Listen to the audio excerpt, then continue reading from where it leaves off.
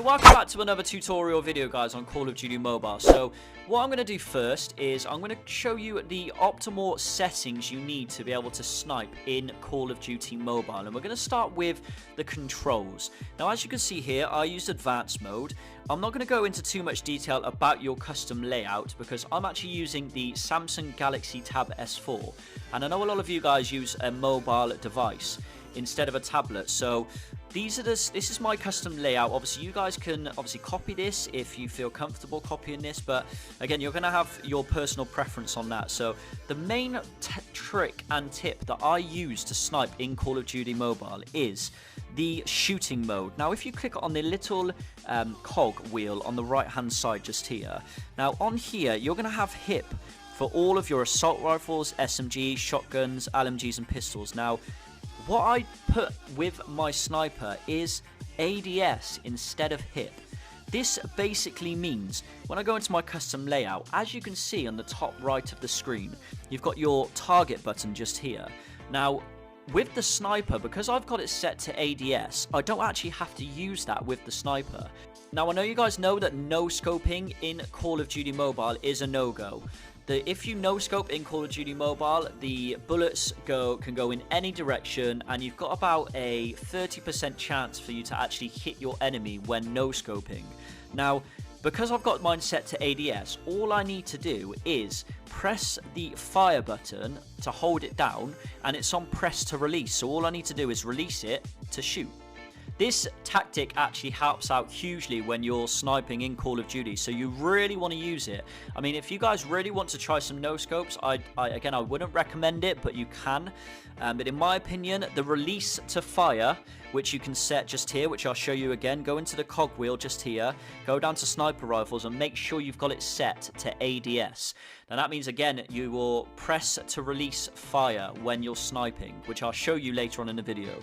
Okay, secondly, guys, we're going to go into the basics. Now, a lot of you guys are going to have this set up anyway. Obviously, you always want aim assist on.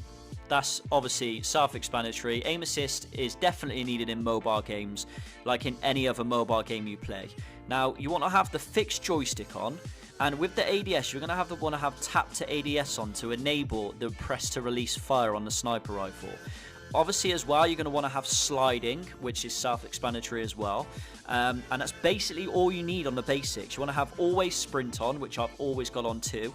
And that's basically all you need. So next, we're going to go into the loadout. Now, a lot of you guys don't really know which sniper to use. Now, obviously, in my opinion, and the one I always use is the DLQ-33. Now, this sniper is a one-shot sniper from the waist up. So if you shoot someone in the leg, it will only damage them and you have to hit them again. With that said, now we're going to get into the attachments. Now, the attachments I use, a lot of you guys don't really use the tactical scope sniper rifle. Now, this tactical scope, which basically adds a red dot onto the sniper rifle, is a lot better than the standard scope when you unequip it. Now, again, that's down to your sort of personal preference, guys. Now, my opinion, again, the tactical scope is the best to have on the sniper, and this tutorial is basically going to be with the tactical scope on. The second loadout, you always want to have the extended mag on the DLQ-33 because you're always going to need more bullets because it's got a very slow reload speed. You always want to have the stock sniper rifle on as well, which adds mobility, which makes you run faster with the sniper. And you also want to have the FMJ sniper rifle bullet penetration, which will put the damage up to 100, as you can see there, and it will enable you to shoot enemies behind walls, which I'll show you in a second. Okay, so the first thing you want to do when you're sniping, guys, is whenever you have an enemy in front of you, you always want to make sure the crosshair is on the actual person that's centered on them before even scoping in, like I'm doing just here. So it means when you scope in, you can just snipe him as easy as that. Okay, secondly, when you're sniping, you always want to make sure you are moving from side to side, because if you're standing still, you're just an easier target for enemies to be able to shoot you. So you always want to make sure you're moving side to side when you are scoped in on an enemy. Now, thirdly, this is where it gets a little bit more advanced. So when you're actually scoped in on an enemy, now this is where aim assist actually comes in of help.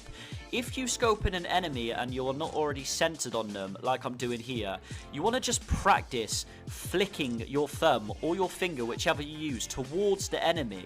So as you can see, just move it just to the left and then scope in on them. Move just to the left and then scope in on them, just like that. You want to practice this as much as possible because the enemies obviously move from side to side. And number 4, guys, as you can see, the enemy in front of me right here is moving from side to side. So what you want to do is you want to practice trying to keep the cursor on the enemy while they're moving. As you can see, the aim assist really does help you here because it kind of tracks the enemy as they're moving, which makes aim assist really good in this. So before even scoping in, like I said before, you want to make sure you're just following the enemy and you want to make the cursor stay as centered on them as possible. Now, number 5, getting even more advanced now.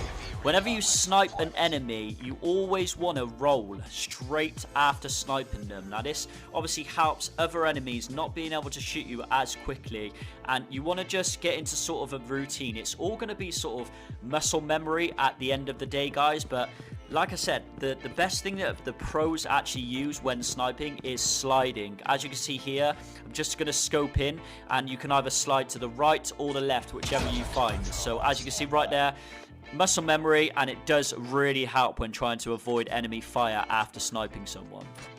Okay, now number 7, sniping is all about reaction time. So as you can see here, obviously you're going to be going around corners and seeing enemies. So what you want to do is as soon as you see an enemy, you want to try and scope in as fast as you can and get the red dot on them as fast as possible, like I'm doing here.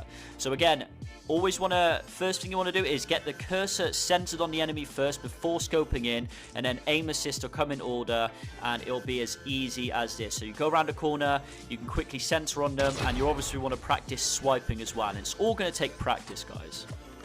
Now, number 8, guys, what you want to do is you want to practice tracking your enemy with the red dot like I'm doing here. I'm scoped in, and you want to just practice going around and trying to center yourself on an enemy before shooting.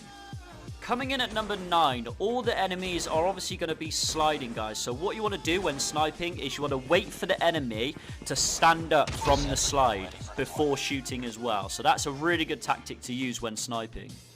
And number 10, guys, the last tip I'm going to show you is shooting through walls.